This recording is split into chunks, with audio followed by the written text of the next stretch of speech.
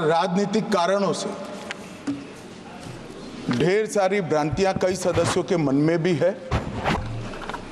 और कई सारी भ्रांतियां सदन के माध्यम से, आपके माध्यम से पूरे देश भर में फैलाने का प्रयास भी हो रहा है।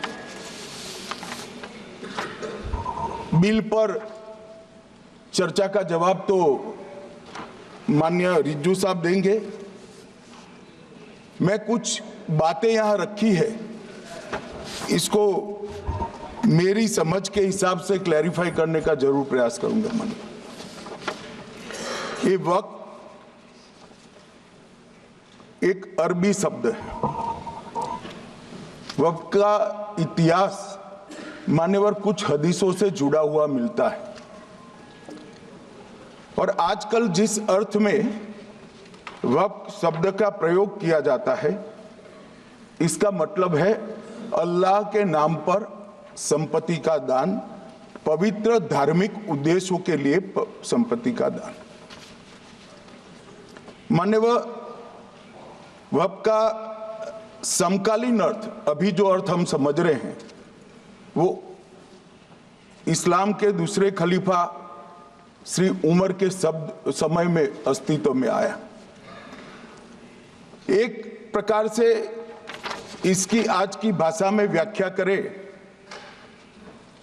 तो वक़्फ़ एक प्रकार का चैरिटेबल एंडोनमेंट है और जहां एक व्यक्ति संपत्ति, भूमि या मूल्यवान संपत्ति धार्मिक या सामाजिक भलाई के लिए दान करता है, बिना उसको वापस लेने के उद्देश्य से वहां वक्फ की रचना कर। इसमें दान देता है, वो शब्द का बड़ा महत्व है। दान उस चीज का ही कर्ज किया जा सकता है जो हमारा है। सरकारी संपत्ति का दान मैं नहीं कर सकता मान्यवर, किसी और की संपत्ति का दान मैं नहीं कर सकता। दान उसी चीज का किया जाता है जो हमारा है मान्यवर। इसी विषय पर ये सारा जो बहस चल रहा है, चल रहा है। भारत का जहां तक सवाल है, दिल्ली में सल्तनत काल के प्रारंभ में मुइज़्ज़ुद्दीन घोरी के समय पर पहली बार वक्फ अस्तित्व में आया। अंग्रेजों के जमाने में 1863 के धार्मिक दान अधिनियम से चलता था। बाद में चैरिटेबल प्रॉपर्टीज एक्ट 1890 से चला।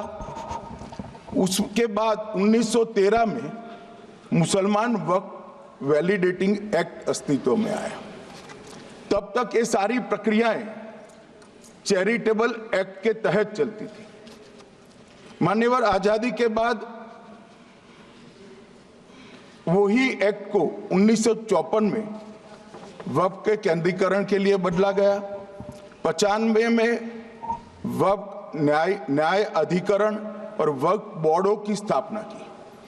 अब ध्यान से सुनिएगा मान्यवर, वक्फ परिषद और वक्फ बोर्ड ये 1995 से आए। ये पूरा झगड़ा जो चल रहा है, आपने नॉन हिंदू को रख दिया और नॉन मुस्लिम को रख दिया, गैर मुस्लिम को रखा। वो झगड़ा वक्फ में दखल करने का है।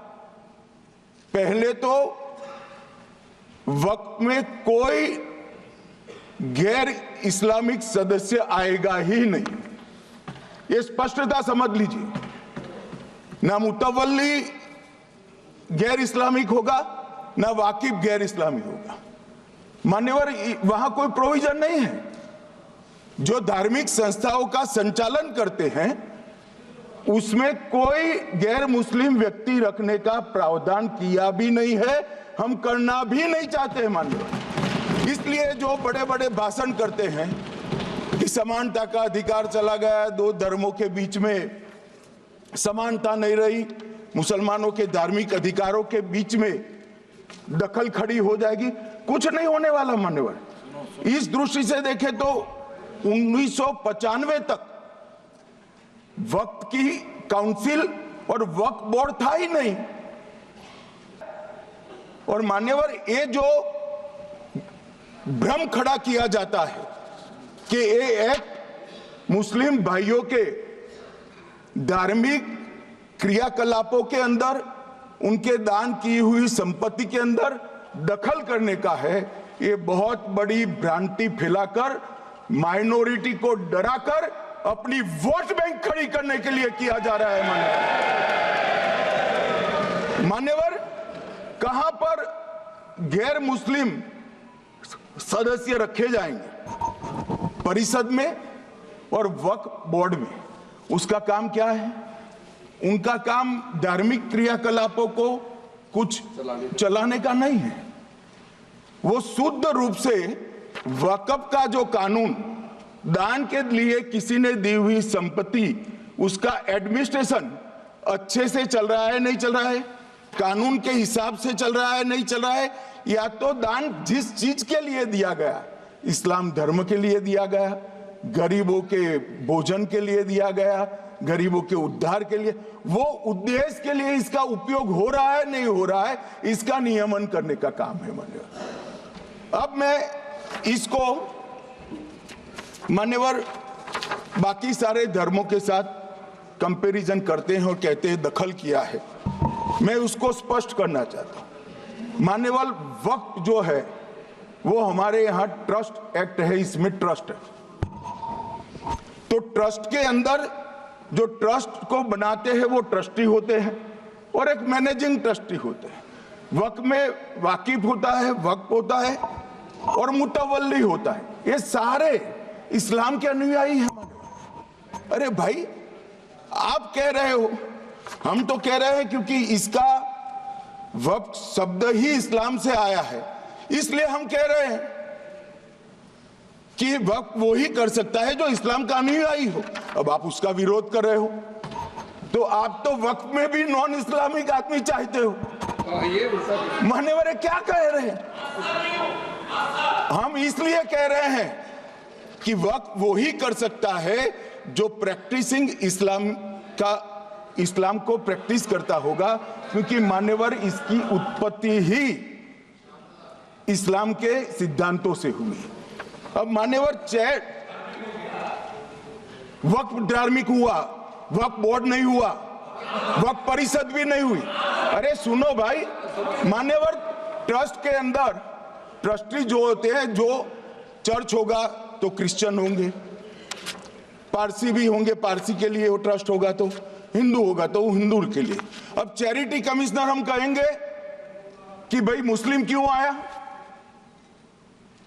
मुझे बताओ, चैरिटी कमिश्नर एक्ट में मुसलमान चैरिटी कमिश्नर बन सकता है या नहीं बन सकता है? उसको ट्रस्ट नहीं चलाना है, उसको चैरिटी के कानून के हिसाब से वो ट्रस्ट चले, उसकी देखरेख करनी है। ये धार्मिक नहीं है, ये धर्म का काम नहीं है मान्यवर, ये एडमिनिस्ट्रेटिव वर्क है। और इसलिए तो फिर चैरिटी कमिश्नर हिंदू होगा तो वो क्रिश्चियनों के ट्रस्ट का कैसे देखरेख करेगा? चैरिटी कमिश्नर क्रिश्चियन होगा तो जैनियों के और हिंदुओं के ट्रस्ट का कैसे देखरेख करेगा?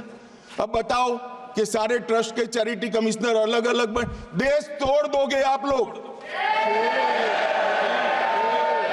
तोड़ दोगे।